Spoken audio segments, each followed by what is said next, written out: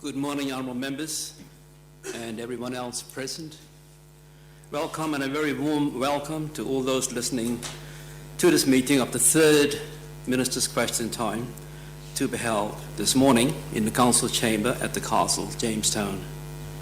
Grateful thanks to SAMS for broadcasting this meeting live. Before continuing, let me take this opportunity to welcome, or publicly welcome back to the island, the Honourable Jeffrey Alec and the Honourable Christine Scipio, both having returned from personal business overseas, and the Honourable Carl Schroer, who attended the C24 this year held in Bali. This now means we have a full council on island. Honourable members, as we are aware, the topic that non-ministers chose for this Minister's Question Time is SHG's energy strategy. Their questions on the order paper are directed to the Minister for Environment, Natural Resources and Planning, the Honourable Christine Scipio. The questions have been listed in alphabetical order, but will be selected randomly for response. As I have said before now, Minister's Question Time is regulated by standing orders and a number of rules. Teething difficulties can be and have been experienced in early meetings.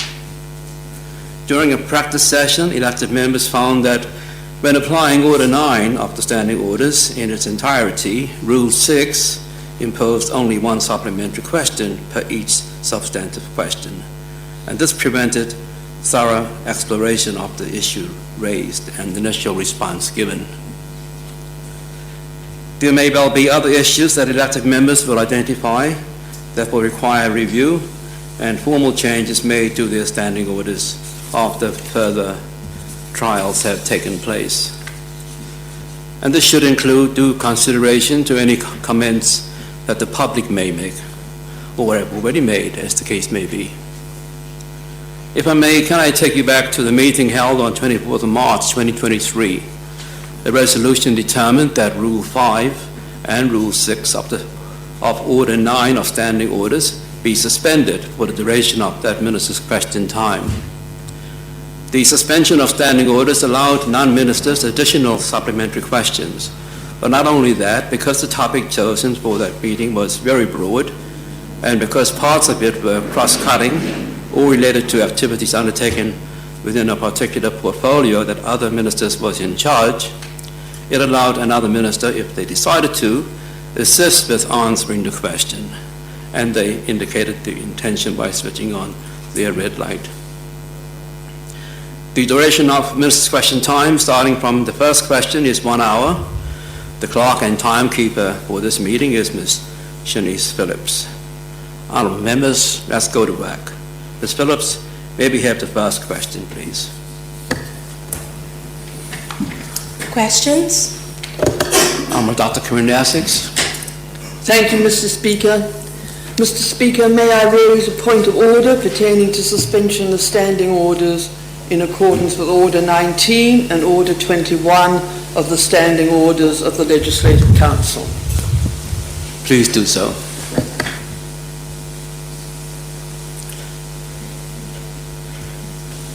You may, Dr. Mr. Speaker, I beg to move that Rule 5 and Rule 6 of Order 9 of Standing Orders be suspended for the duration of Minister's Question Time to be held today. Is there a seconder? Councillor Robert Midwinter. Thank you, Mr. Speaker. I beg to second.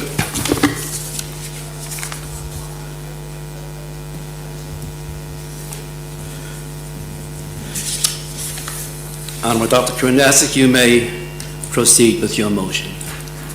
Thank you, Mr. Speaker. Mr. Speaker, this motion seeks to suspend Rule 6 of Order 9 of Standing Orders so that the restriction to only one supplementary question per each substantive question will not apply during Minister's Question Time today. The purpose is to enable more meaningful, informative and interesting interaction between the Minister being questioned and the non-ministerial elected members conducting the questioning. This in turn should help to satisfy the public that Ministers' question time plays an important part in increasing openness, transparency and accountability, which are all central principles of good governance. In order for the parameters for questions in the House as set out in Order 8 to be applicable following suspension of Rule 6 of Order 9, it is necessary to suspend Rule 5 also. Mr. Speaker, I beg to move. Thank you, Honourable Member. Does anyone else wish to speak? No one else? So I put the question that Rule 6 of Standing Order 9 is suspended for the duration of this Minister's question time. And Rule 5 as well. Thank you for reminding me. All those in favour say aye. Aye. All those of a contrary opinion say no. The ayes have it. Clerk, next item of business, please. The Honourable Andrew Turner. Honourable Andrew Turner. Thank you, Mr. Speaker. Will the Honourable Minister for the Environment, Natural Resources and Planning tell this Council what plans do SHG have to install renewable energy systems on government landlord houses in order to reduce energy bills for their vulnerable tenants? Honourable Minister for Infrastructure.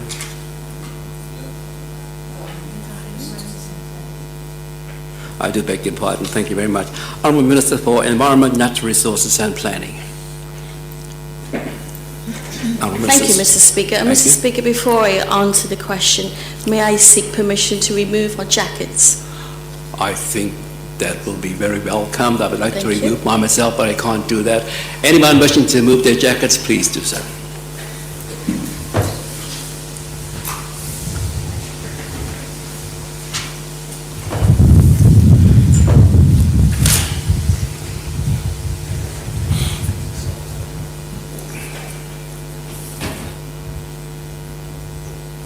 Thank you. Thank you, Mr. Speaker.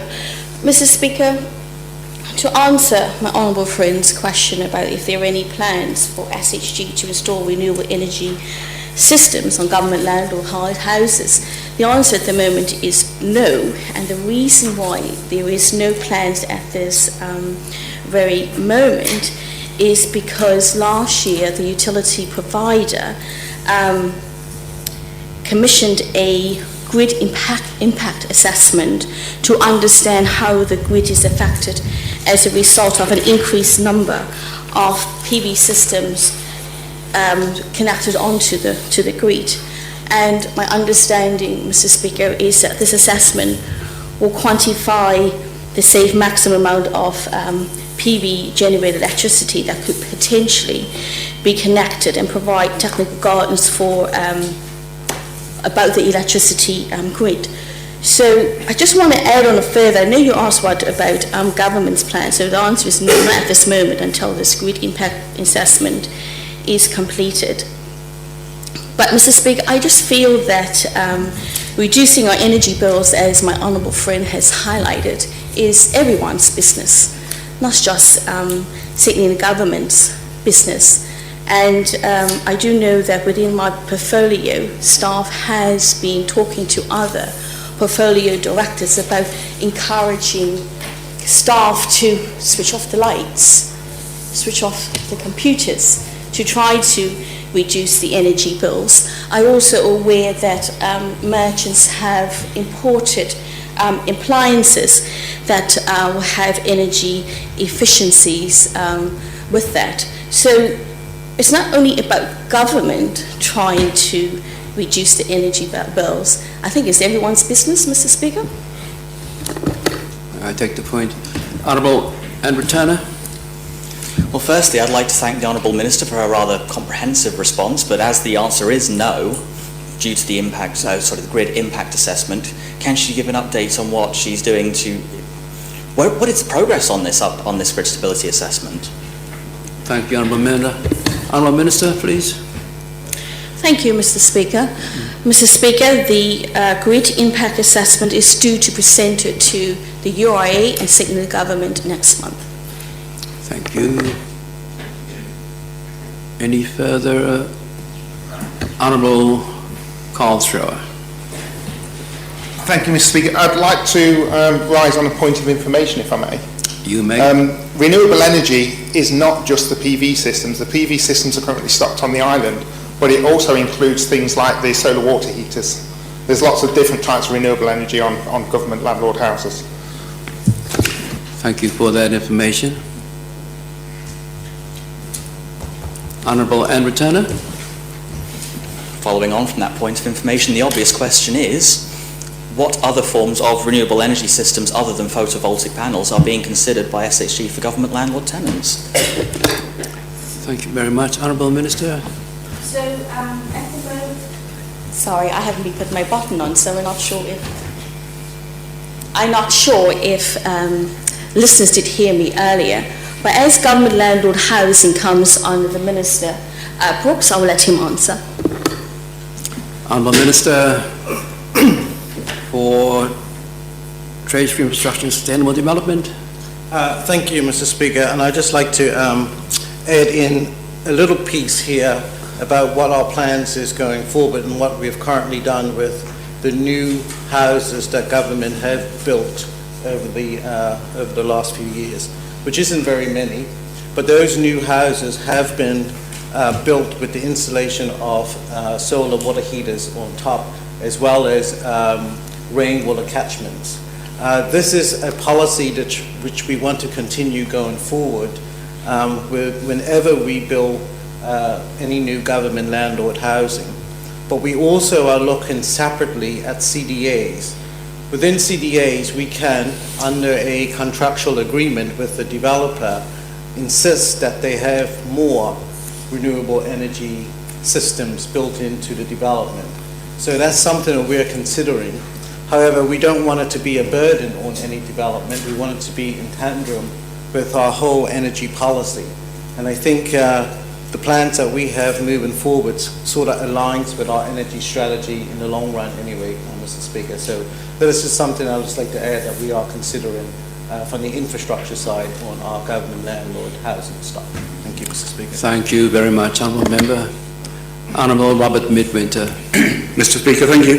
The Honourable Minister mentioned the investigatory report that's being presented at the end of this month. Could you say who's undertaken the investigatory report? Thank you very much. Honourable Minister. So, Mr. Speaker, just as a correction, I didn't say this month, I said next month. And it is a utility provider who is undergoing the impact assessment, but I don't know who actually within the utility provider has engaged to do that. I don't have that detail. Thank you very much. Honourable, no one? Are there any further questions? No? Next question, please. Honourable Ronald Coleman. Honourable Ronald Coleman. Thank you, Mr. Speaker. Will the Honourable Minister for the Environment, Natural Resources and Planning tell this Council what plans has been put in place to harness the use of solar energy on all of the SHG buildings, potentially to reduce costs in line with the Minister's published vision? Thank you very much. Honourable Minister for Environment, Natural Resources and Planning. Thank you. Thank you, Mr. Speaker. And Mr. Speaker, I would just say that this question is probably linked to the question that my Honourable Andrew Turner asked earlier about government landlord housing. Of course, government landlord housing is part of SHG's buildings as well. So I believe, Mr. Speaker, that harnessing the use of solar energy has three primary technologies. And I'm not an expert in this, Mr. Speaker, but this is what I believe. So one of the technologies, the PVs, which directly converts light into electricity. My understanding, concentrating solar power, sorry, I can't get my words out here, concentrating solar power, which uses mirrors to concentrate the sun's energy to drive a conventional steam turbine or engines to make electricity, and solar heating and cooling that collects thermal energy from the sun and uses heat to provide hot water and heating. So, Mr. Speaker, when the Honourable friend asks about harnessing the use of solar energy, I just would like to highlight that there are 3 primary technologies. That's what I believe. I'm not an expert here about that. So to be able to look at that, even looking at the PV systems, again, we need to wait on the grid impact assessment before government can make a decision about putting solar energy systems onto government buildings. But just to add, Mr. Speaker, that if any of the members have visited me at Scotland, that we have used the initiative of sun tunnels, but that was with the support of funding from CSSF, because of course we don't have the funding in our recurrent budget to do that. So if anyone has visited Scotland office and see some heads on nodding here, they will see that natural light. Mr. Speaker, you visited me recently. You see the natural light that's coming through the building. So this is something that NRP has demonstrated that can be done, but due to financial constraints, at the moment we don't have the funding to do that on other government buildings. Thank you. Yes, you're quite right. I have seen those tunnels. Minister for Treasury, Infrastructure and Sustainable Development. Thank you, Mr. Speaker. And I'd just like to add on to my honourable friend's answer here, that harness solar energy also includes water, solar, so heat and water. And there's a lot of government properties that is already using that, have been using that for a number of years. And it is our intention within our policies when, like I said before, when constructing new properties, is to maintain the use of solar water heaters, as that is one of the most efficient ways of heating water. Thank you. Thank you very much for that. Any further questions? No? Next question, please.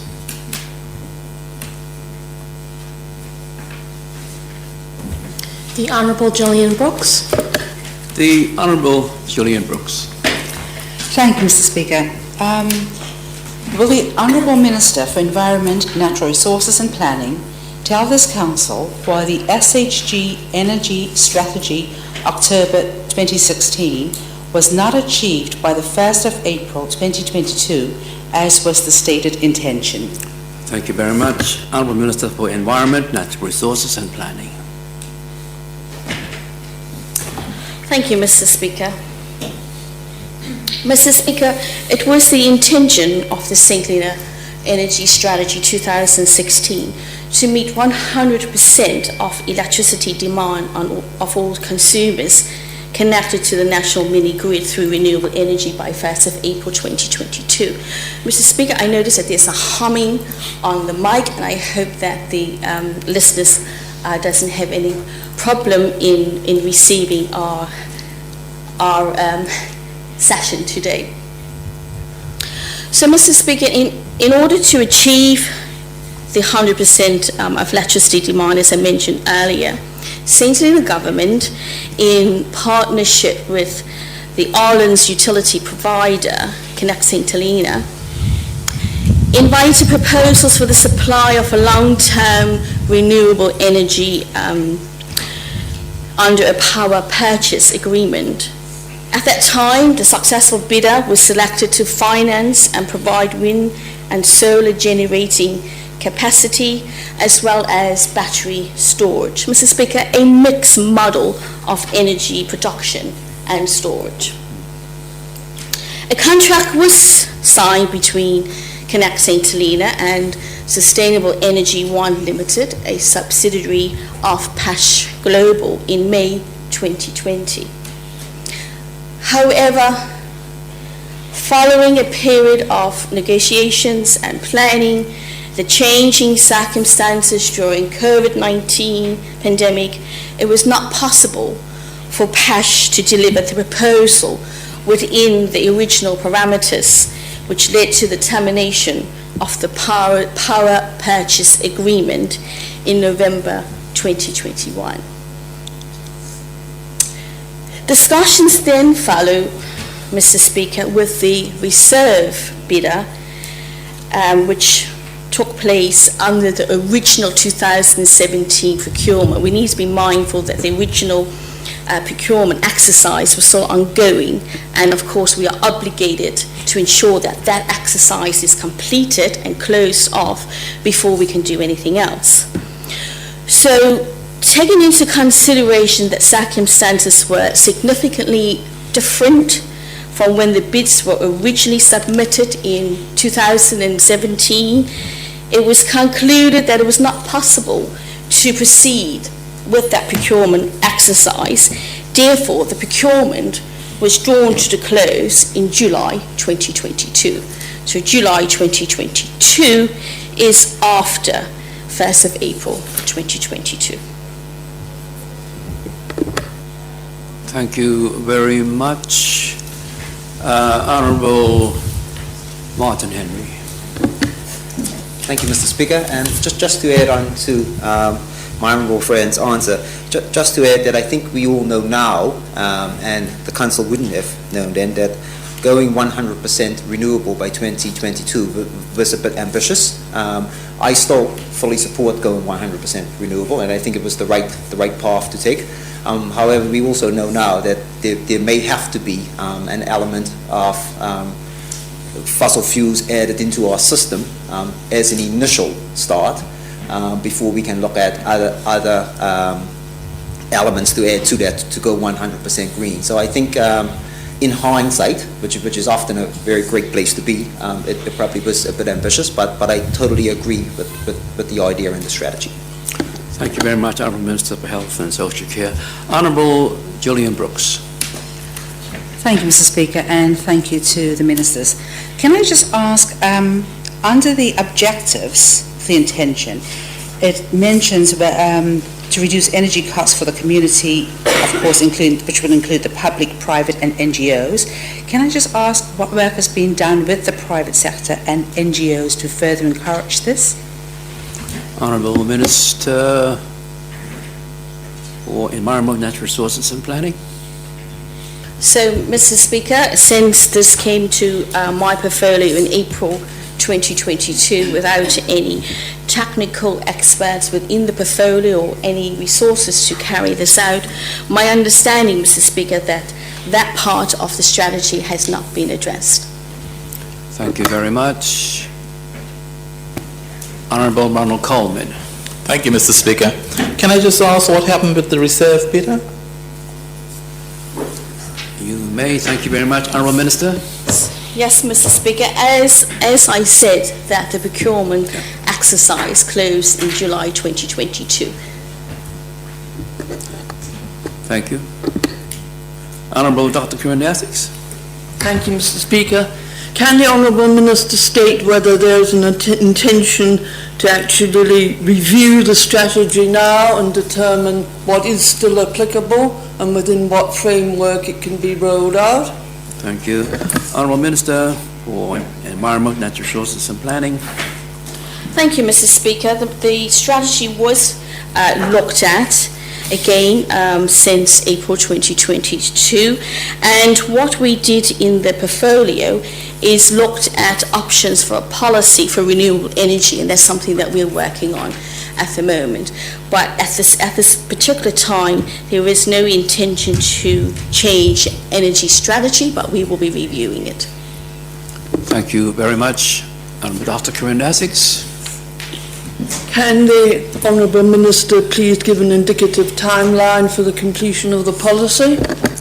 Honourable Minister. Yes, Mr. Speaker, I can, and that will be the third quarter of this calendar year. Thank you very much. Honourable Karlsruhe. Thank you, Mr. Speaker. I would just have to question why we're not going to do another energy strategy. You know, as the Minister herself said, there has been significant changes, significant differences since the energy strategy was done in 2016.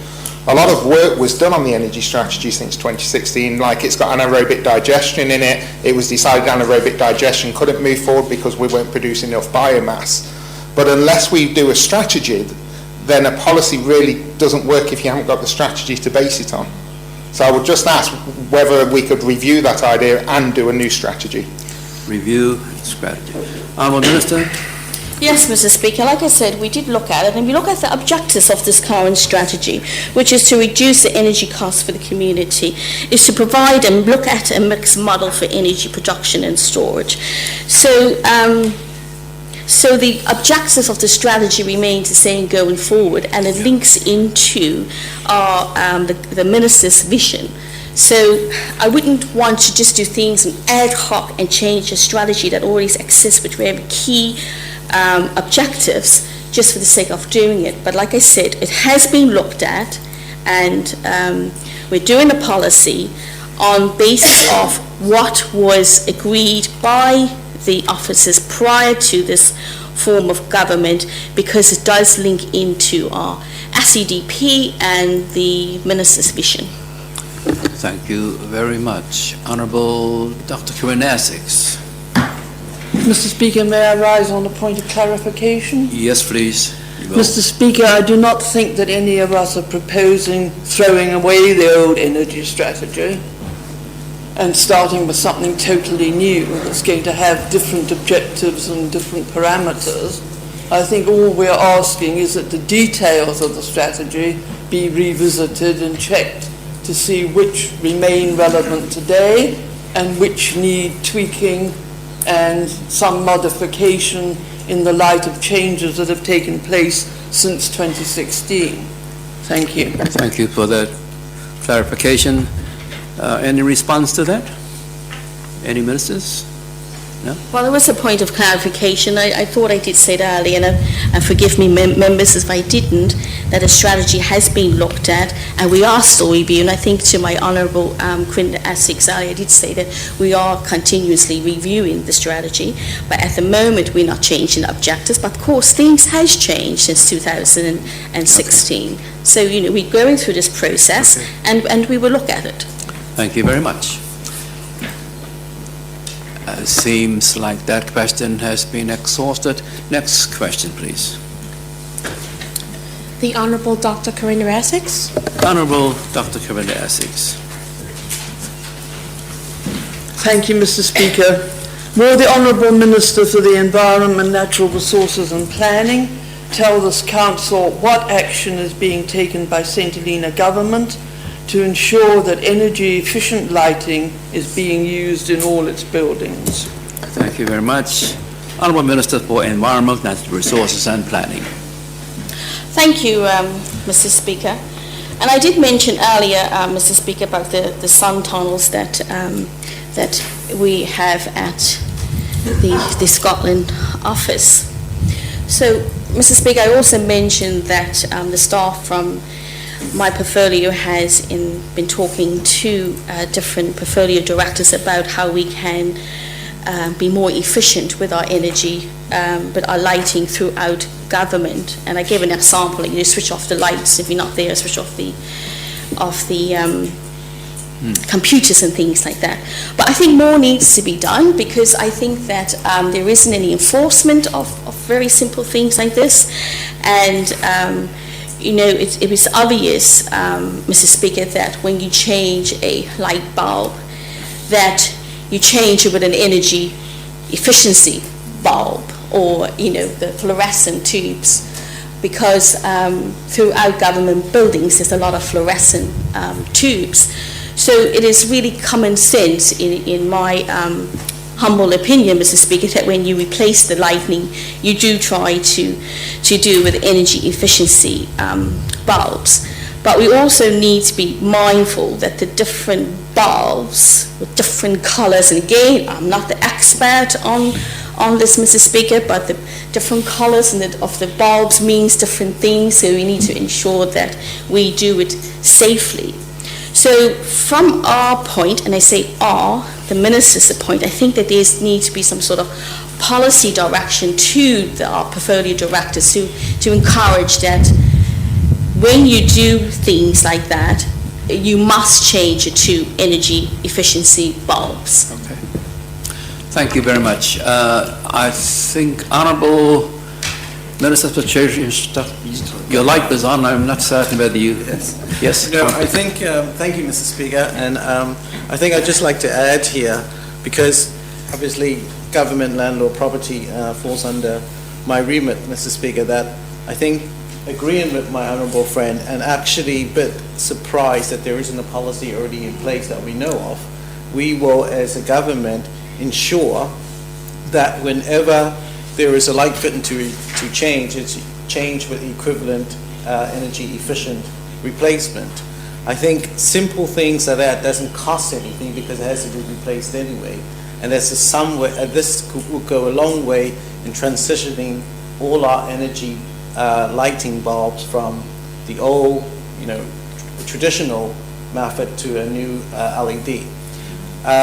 My honourable friend already mentioned sun tunnels or sun pipes, as we used to call, which obviously use no energy at all. It just converts the light of the sun into more efficient lighting inside a building. But also looking, and I know my honourable friend has already alluded to this in another question, but looking at more efficiency in appliances. So whenever we, as a government, bring in appliances to use, obviously, within our own establishments, that we look at bringing in A rating or B rating appliances. So that is something that, as ministers, we were quite surprised wasn't already in a policy. It might be in best practices, but we feel as a government that that should be reinforced to make sure that all portfolios is taking the opportunity to reduce their energy or their carbon footprint whenever possible. Thank you very much. Honourable Minister for Health and Social Care. Thank you, Mr. Speaker. I'd just like to add just as this is a discussion under question time, that we have to also consider the practicality of policies as well. It would be my opinion, and this is just my opinion here, that a policy as such should actually sit under the Minister for Infrastructure's portfolio, because he would have the workforce that changes the lights. So if there's a policy in place that instructs that workforce to only purchase LED lights, then it would be far more practical than telling the portfolio director of health and social care that she must also take care of what lights she put up, because I think that's where some of the issue is. So it's not only about writing the policy, it's about where we place the policy to ensure it's most effective. Thank you very much.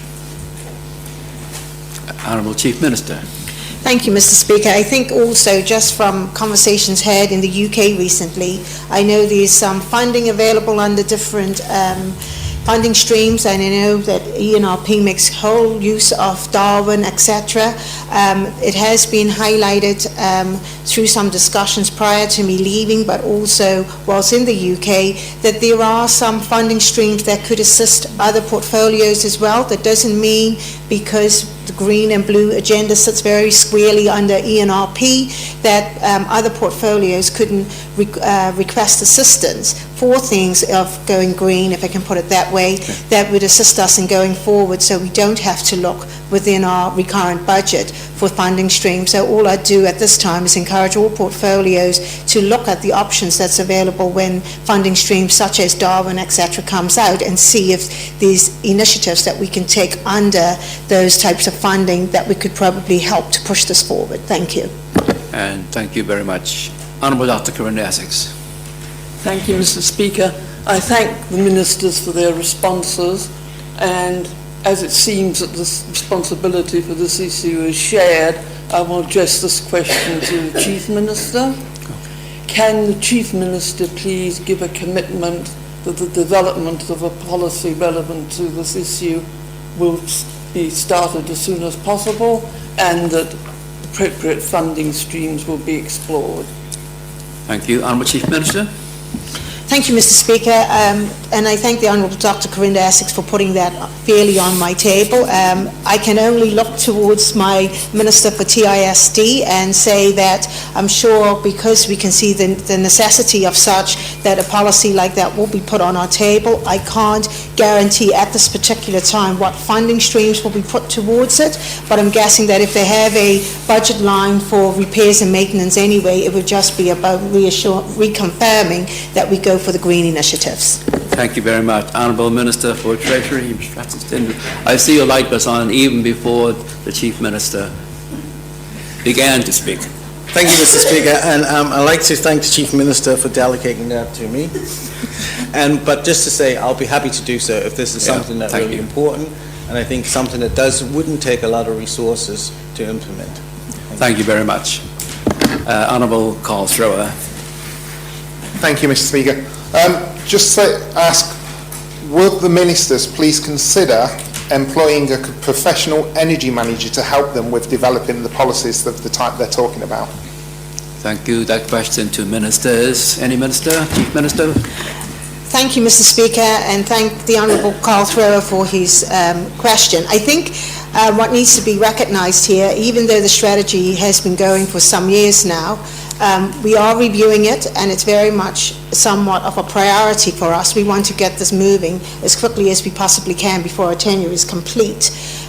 We are reaching out already. I can't promise you an energy manager at this stage, but as the options come forward, specifically on how we take this forward, at the moment it's very much sitting under the Minister for ENRP, but as she's rightly said, they are moving along, and when it hits our executive table about how we wish to take this forward, then recruitment, etc., will have to be taken on board. But we do have quite a lot of resources very close to us, actually, within FCDO that's very much focused on green energy. So Alfie Elsop, I'll use a name here because when he was here, that is one of his key areas as well. So I'm not suggesting we won't, but until the options are clear as to how we go forward, I think it's something that will be considered further down the line. Thank you very much. Next question, please.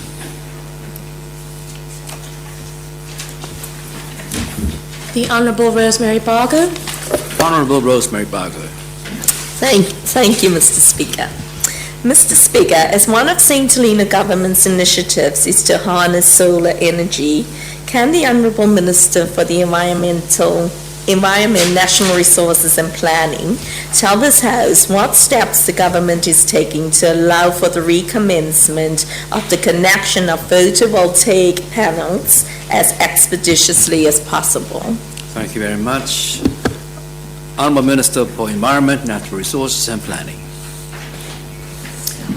Thank you, Mr. Speaker. Mr. Speaker, again, this question is linked to the questions that were previously asked.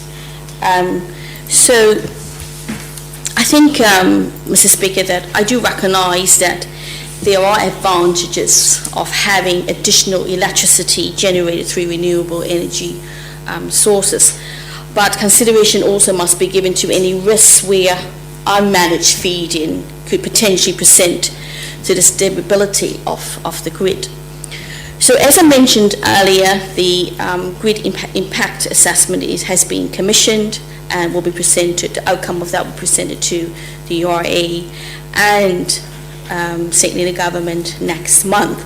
So I don't think there's anything further that we as a government can do until we allow that process to follow through.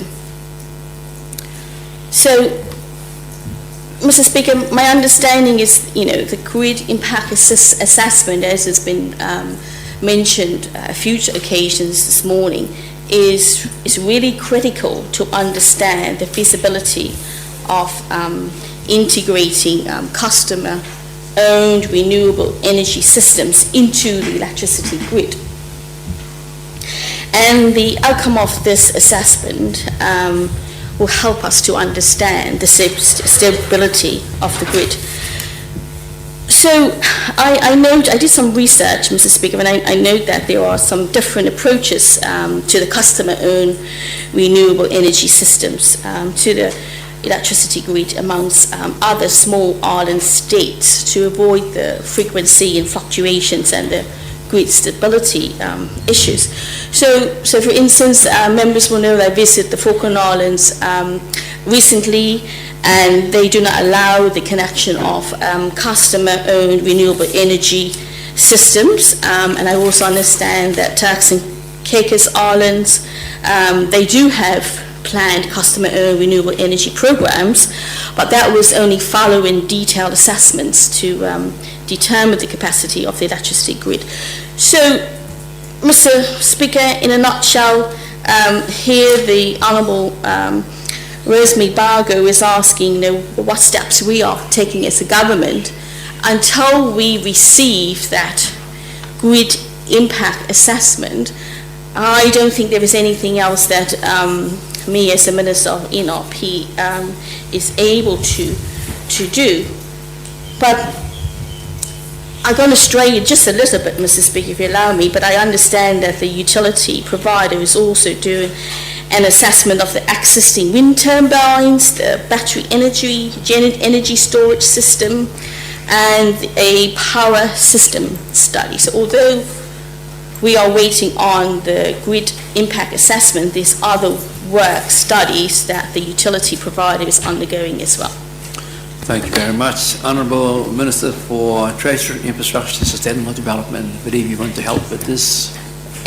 Yeah, just can I rise on a point of information, please, Mr. Thank Speaker? you, yes.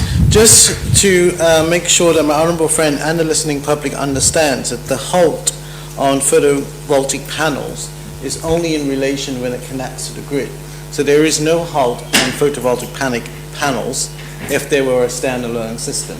So members of the public can continue installing them if they wish to do so. Thank you. Thank you for that clarification. Honourable Rosemary Bargo. Thank you, Mr. Speaker, and thank my honourable ministers for their response. And I know you've pointed out how important this grid stability report is and how instrumental it is for us to achieve your strategy.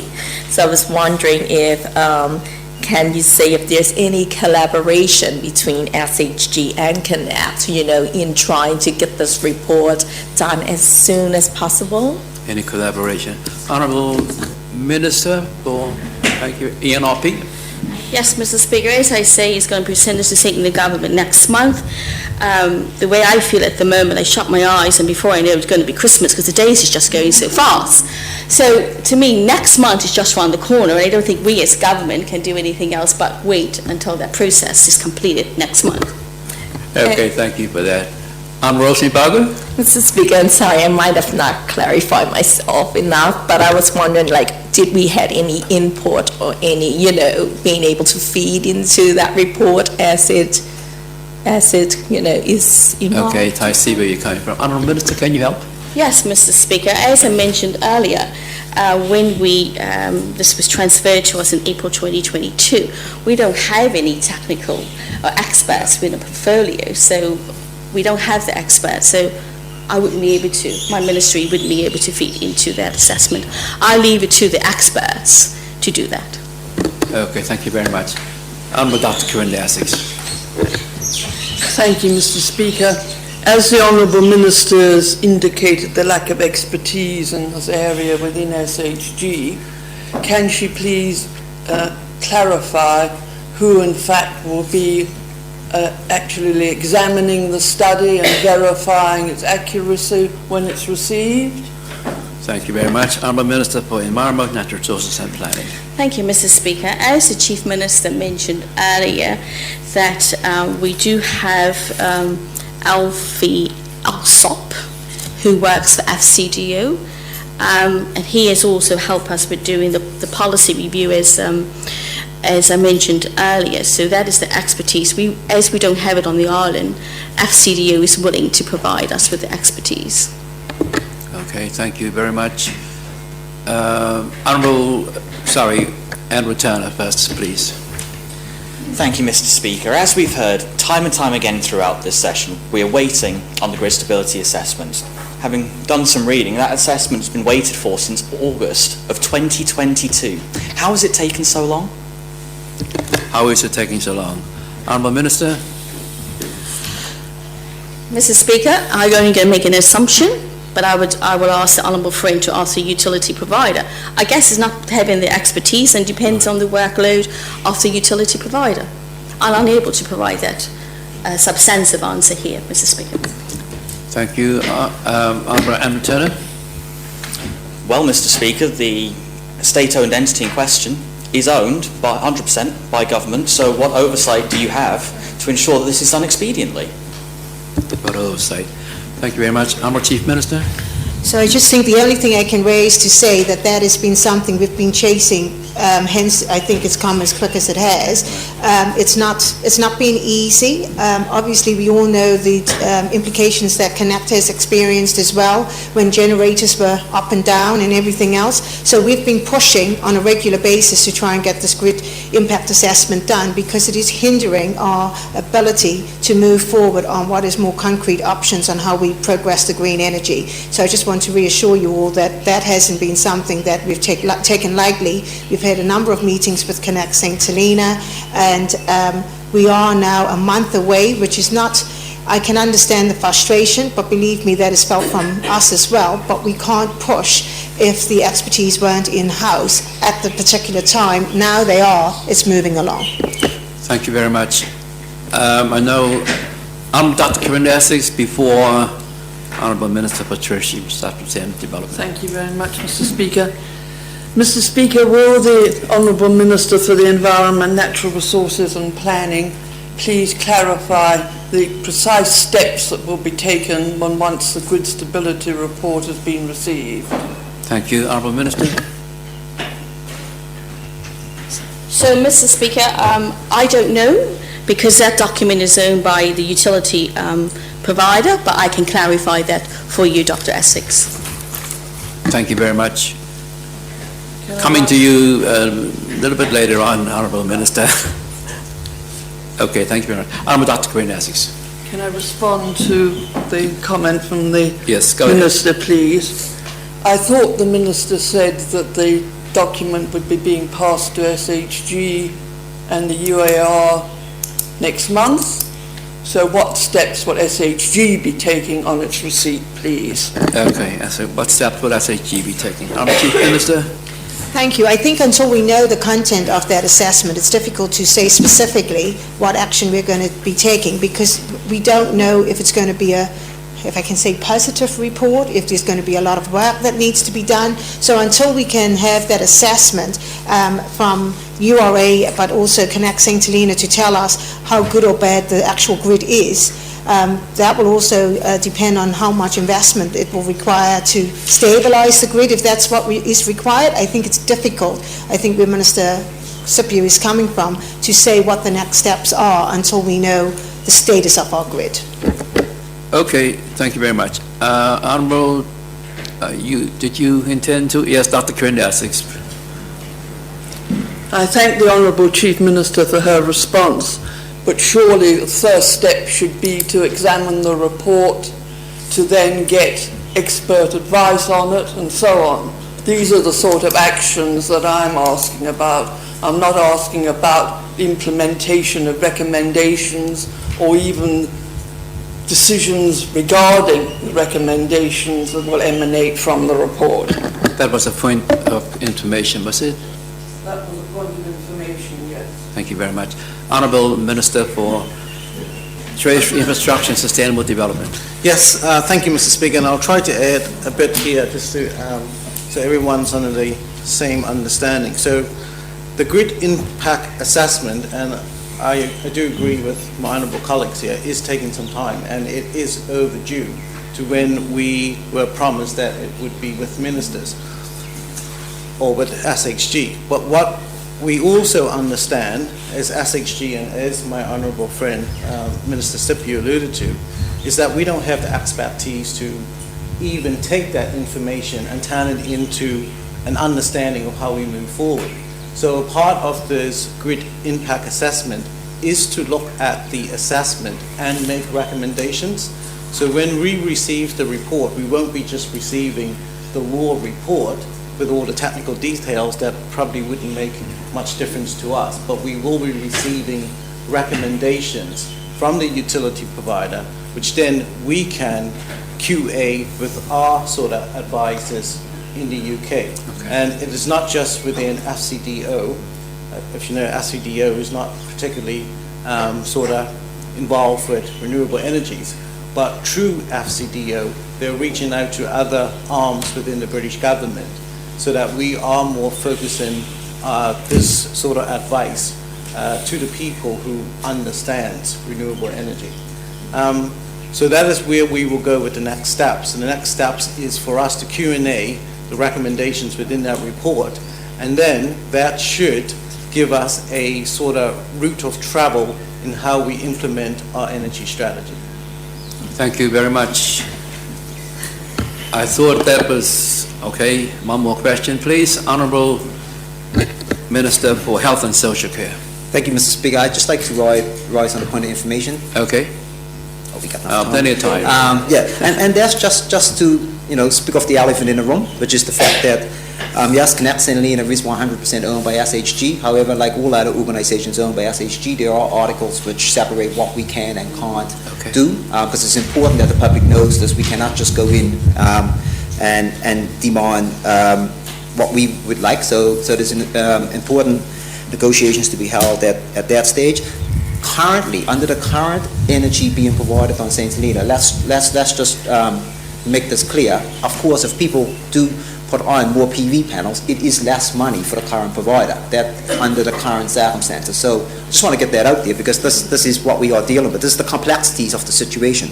The most important thing I want to raise here is the important role of the URA. They are separate from us as government in terms of the advice they can give, and they are separate from Connect St. Helena.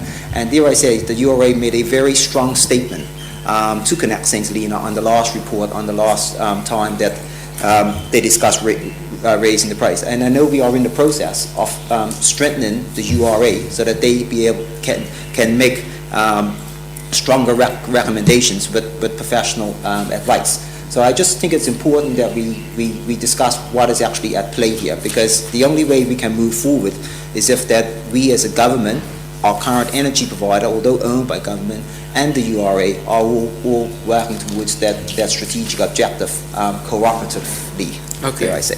Thank you, Mr. Thank you very much. I'm going to try to get the last question in, but Honourable Carl Thrower, please. Thank you, Mr. Speaker. If you don't mind, first of all, I'd like to start on a point of information. Thank you. And then end the question.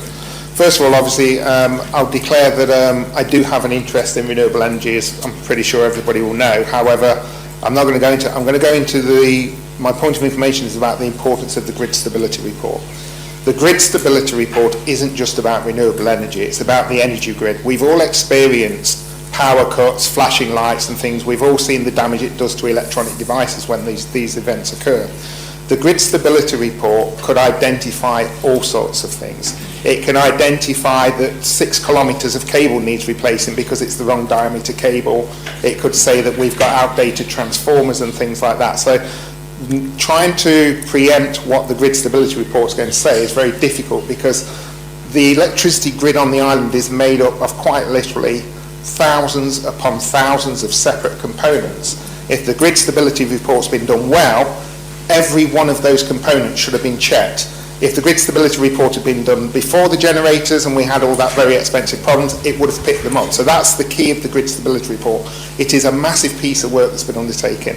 I can say that nobody's more impatient for it to be finished than I am, for obviously for the reasons I've just said, but it's a very important piece of equipment. It's a very key thing to moving the island forward for renewable energy. And now, if you don't mind, I'd like to ask a question. Okay, given the fact that it's very clear from what the ministers have said, we have not an ideal relationship between the government and Connect St. Helena, what are your plans for changing it?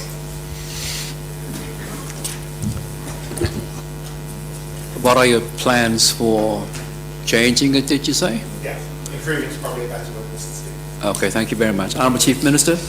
I was just going to say, I think we've got to be very careful how we talk about changing it, because that would suggest that we are soon to rid ourselves of Connect St. Helena, and that's not something that we've said out loud at any time, and neither something that's being considered. we are hoping that we can improve, just like all the rest of these long-term relationships that we have with different state-owned entities. It is when we have the opportunity to revisit the agreements that we have with them that those things will be done. That opportunity has arisen, but without the grid stability assessment, etc. So when we get that, I think we'll then start looking at the longer-term relationship with Connect St. Helena and any other energy providers as we go forward. Thank you very much, Chief Minister. Any other questions or comments to make on that? No? Thoroughly exhausted?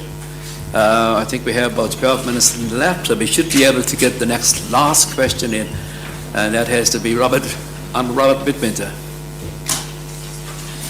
Honourable Robert Midwinter.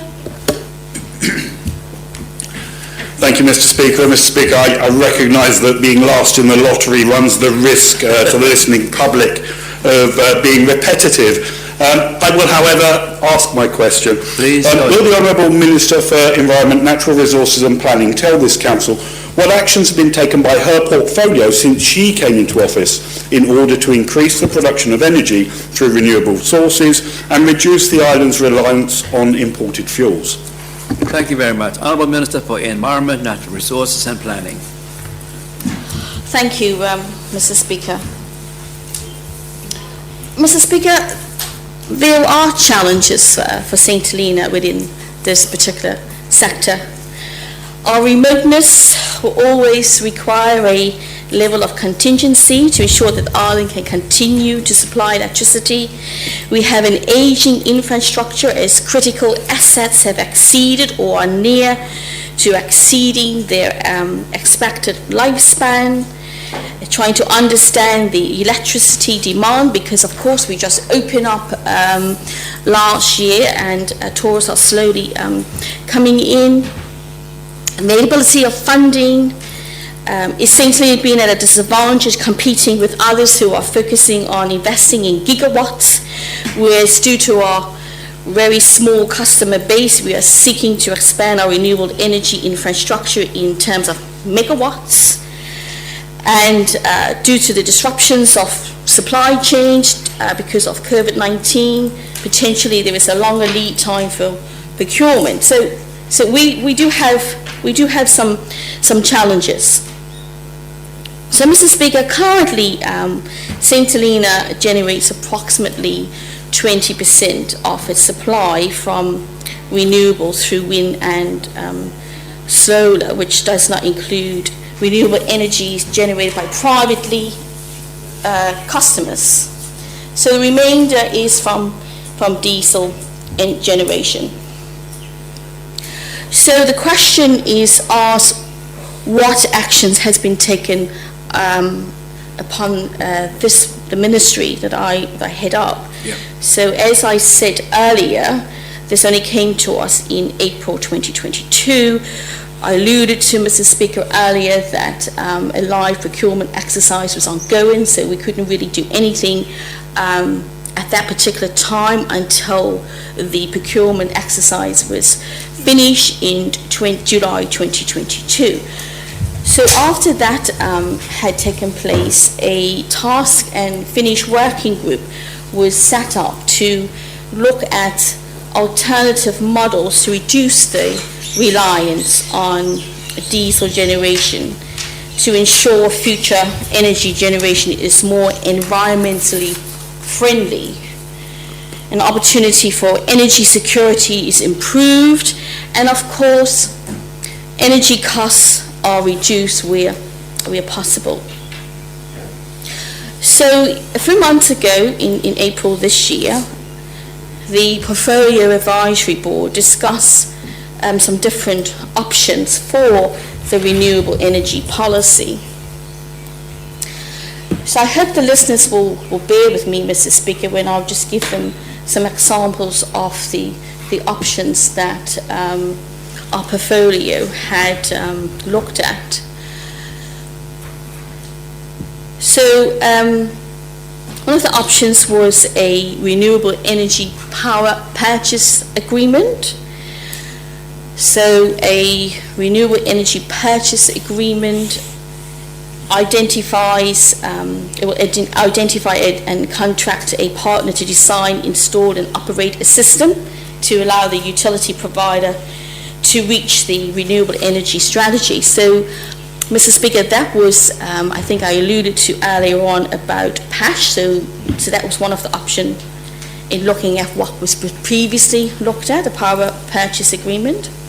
Another option was to design a system for operation by the utility provider.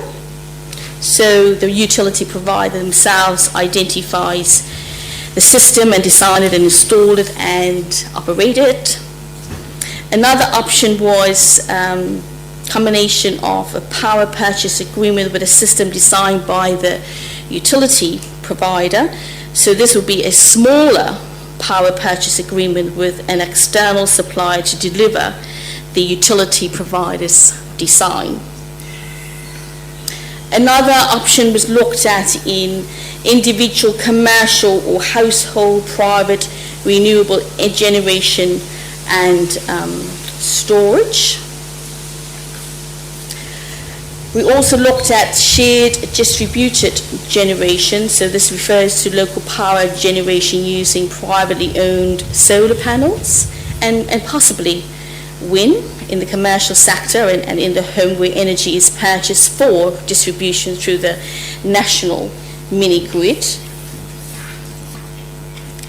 Options were also discussed in the portfolio advisory board in respect of the supply technologies and how we manage the demand. So the board was asked to consider the use of policy to support the adoption of household and commercial appliances that are more energy efficient, battery storage technologies to store energy from wind and solar sources, so the battery energy storage systems, which referred to as BESS, the expansion of wind power, expansion of solar power, building a smart grid to better manage power demand. This would mean upgrading the system to allow it to communicate across different supply technologies. Explore emerging renewable energy technologies. This could be a floating solar PV, floating wind farms, wave energy, and any other ocean technologies, and hydrogen storage. Another option looked at replace the large generators with smaller ones, and also looking at the option of power station generators using biodiesel. So, Mr. Speaker, I just want to mention that electricity consumption has declined during the period 2017-18 and 22-23 from 10.5 megawatt per hour in 2017-18 to less than 9 megawatt per hour in 22-23, which, Mr. Speaker, equates to approximately a 14% decrease. So, Mr. Speaker, the potential reasons for this decrease could likely be to declining populations. I know that a lot of our saints have gone overseas to work. It could be reduced commercial demand, particularly from the tourism sector, due to travel restrictions during the COVID-19 pandemic. It also could be an increased use of the private PV systems that I mentioned earlier, and also changing habits, consumption habits. So, Mr. Speaker, the board agreed to the combination of a power purchase agreement with a system designed by the utility provider, so that the design can be split into phases and particular components to enable the flexibility of using funding source resources and approaches. which also expand the wind and the solar power and battery storage technology. So the board made that decision because that is in alignment with the strategy by having a mixed model. So since that decision as to the options for the renewable energy policy, now the policy needs to be drawn up and then will be presented to Executive Council for endorsement. So, my Honourable Robert Midwinter, we've been focusing on the options for a renewable energy policy and also other things I mentioned earlier that I don't want to repeat again. No, and thank you very much for that. We've got 2 minutes left. Can we get done in 2 minutes? Honourable Robert Midwinter. Thank you, Mr. Speaker, and again, thank my honourable colleague for her response. And I said most of my questions have actually been answered already. But I'd just like to ask her if she stands by the statement that was made by the Chief Minister, particularly she's made reference to the policy, but the Chief Minister made a statement to elected members in May 2022, and I quote, to proactively and efficiently move speedily to come up with a draft plan that can be shared with all elected members for their input and consideration, with the prime objective of producing a plan that helps to alleviate the pressures being placed on our entire community. So again, just to ask for the commitment that that will be shared with all elected members. Thank you very much. Can you respond, Honourable Member? Yes, Mr. Speaker, of course, we will have a discussion with the elected members once the final draft, once I've seen a final draft. Thank you very much. We're just about out of time, but I will allow another question if there is any. No, nothing at all? Okay, thank you all very much. That has brought us then now to the end of Minister's question time for today, and in fact for this month. Thank you all very much for your valuable contributions, and thank you to the listening public. We certainly hope you found the content interesting and informative. And of course, we will look forward to the public to give us some feedback. Only 5 questions today? What's the 6? 6 questions. They were all thoroughly explored. Everyone had a chance to ask a question, and everyone had a chance to provide an answer. So I think it went very well. We managed to get it done in just on the hour. So that's no more for this month. Of course, we didn't have one in May, but we explained the reason why there wasn't one in May.